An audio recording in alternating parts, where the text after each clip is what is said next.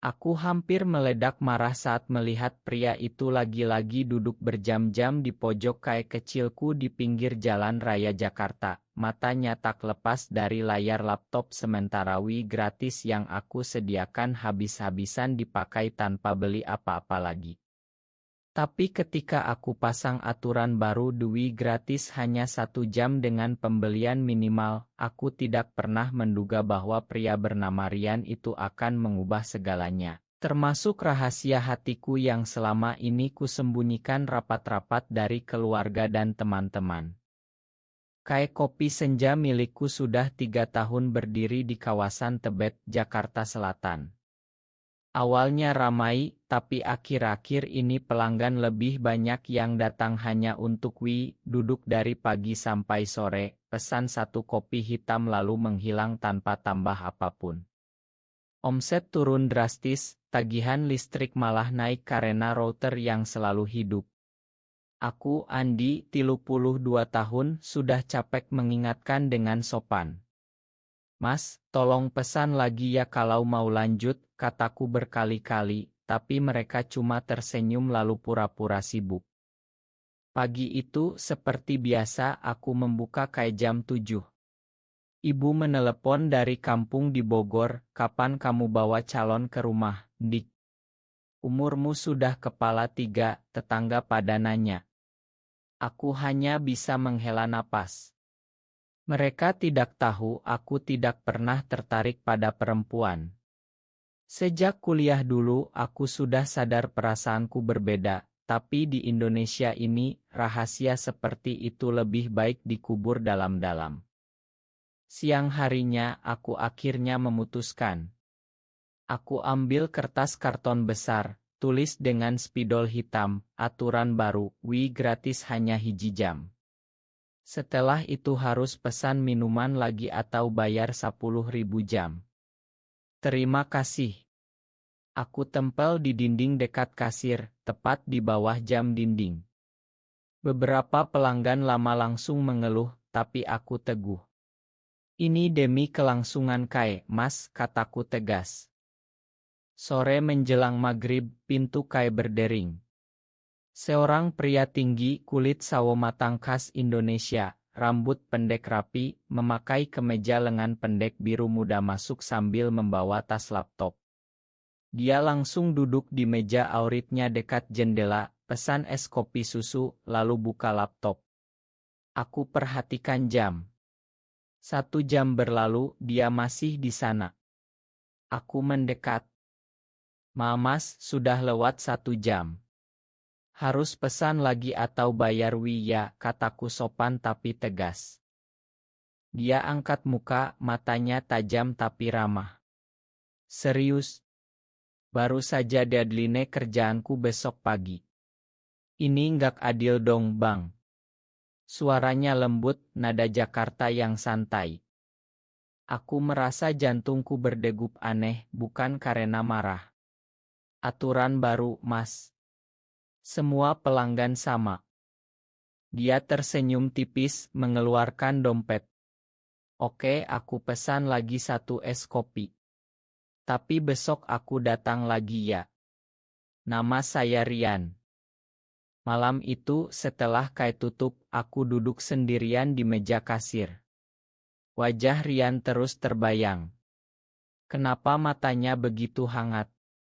Aku geleng-geleng kepala. Jangan bodoh, Andi. Ini cuma pelanggan, gumamku. Tapi entah kenapa besok pagi aku merasa lebih semangat buka kai. Pagi berikutnya, Rian datang tepat jam 9, memesan es kopi susu dan roti bakar seperti kemarin. Dia tersenyum saat melihatku, pagi Bang Andi. 1 jam lagi ya. Aku hanya mengangguk, tapi kali ini obrolan tidak berhenti di situ.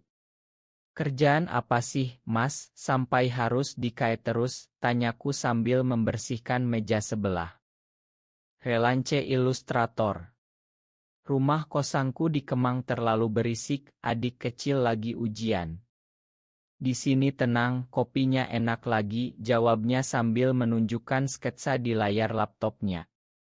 Gambarnya indah, pemandangan Jakarta malam hari dengan lampu-lampu warna-warni. Aku terkesan. Hari-hari berikutnya, Rian jadi pelanggan tetap. Kami mulai mengobrol lebih lama. Dia cerita tentang masa kecilnya di Surabaya, ibunya yang jualan pecel lele, ayahnya yang meninggal saat dia kecil.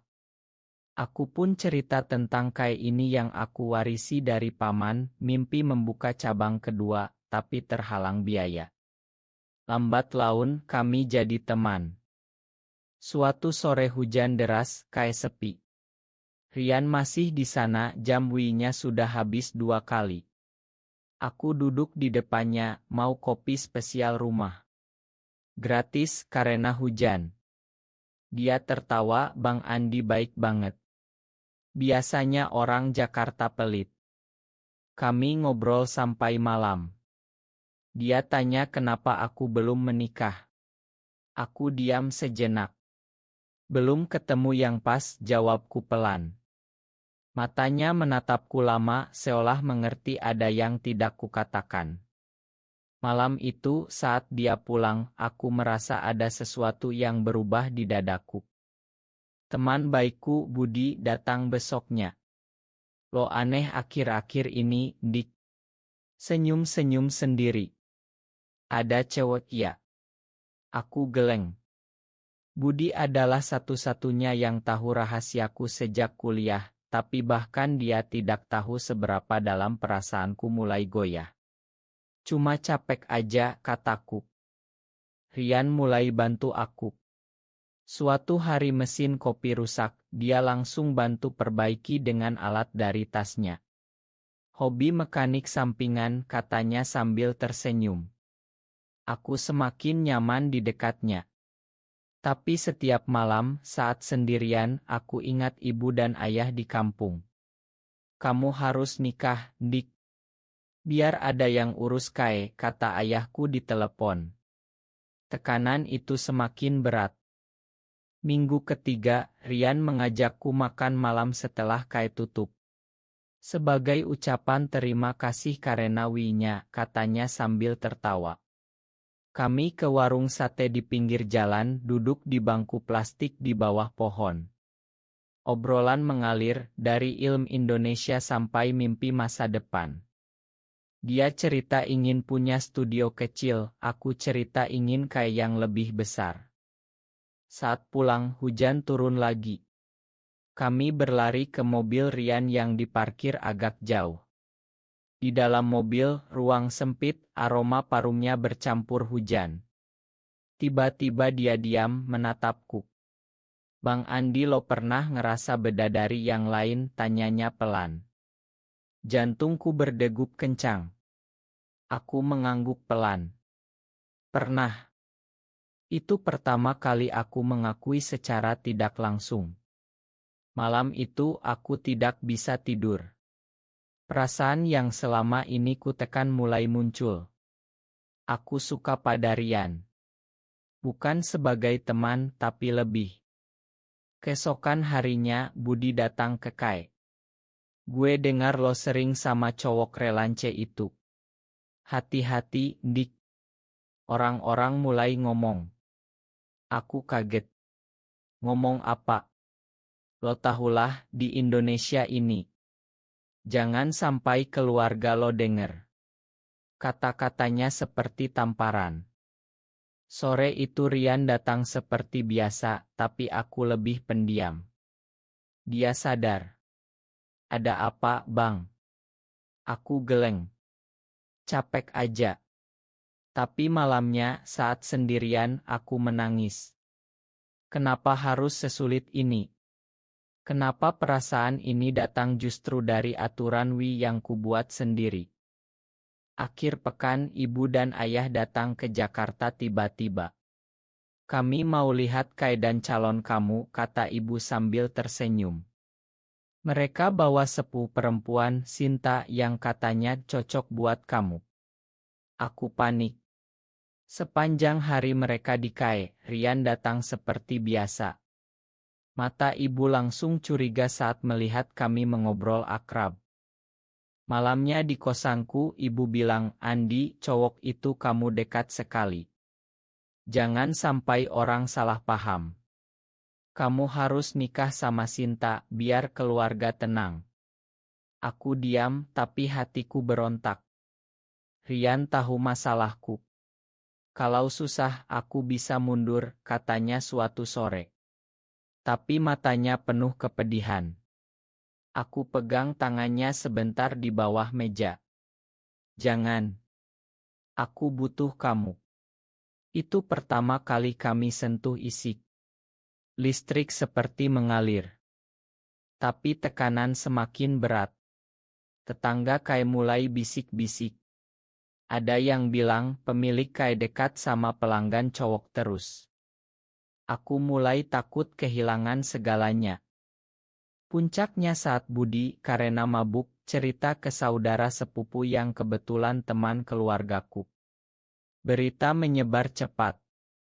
Ayah menelepon marah besar, kamu bikin malu keluarga. Pulang sekarang. Aku kehilangan nafsu makan, kayak sepi karena rumor. Rian datang setiap hari, membantu membersihkan, menenangkanku. Kita hadapi bareng, katanya. Suatu malam, aku hampir menyerah. Mungkin lebih baik kita berhenti. Rian menangis pelan. Aku cinta sama kamu, Bang. Dari pertama debat soal Wi itu. Kata-katanya menghancurkan dinding pertahananku. Aku peluk dia erat. Itu momen pertama kami benar-benar mengakui perasaan. Krisis mencapai puncak saat ayah datang ke Kai bersama kerabat. Pilih keluarga atau dia, teriak ayah. Aku berdiri di antara dua dunia. Rian mundur pelan, memberi aku ruang. Aku hampir hancur. Akhirnya, setelah berhari-hari berpikir, aku pulang ke Bogor. Di depan keluarga besar, aku bicara jujur untuk pertama kali. Aku mencintai Rian. Ini siapa aku. Kalau kalian tidak terima, aku tetap akan hidup dengan caraku. Air mata ibu mengalir, ayah diam lama. Akhirnya ayah berkata, kamu anakku. Kami butuh waktu. Kembali ke Jakarta, Kai mulai ramai lagi. Rian menungguku di depan pintu dengan bunga mawar sederhana. Kami duduk di bangku taman dekat Kai, tangan saling genggam di bawah sinar matahari sore. Terima kasih sudah buat aturan Wi itu, bisiknya sambil tersenyum. Aku tertawa. Dan terima kasih sudah tidak menyerah. Kayak kopi senja kini jadi tempat yang lebih hangat. Kami berdua mengelolanya, pelanggan baru datang karena cerita kami yang pelan-pelan tersebar di kalangan teman. Aku tumbuh, bukan lagi pria yang takut pada dirinya sendiri. Apakah sebuah aturan kecil di Kai bisa membawa kebahagiaan sejati meski melawan norma masyarakat? Benar atau salah?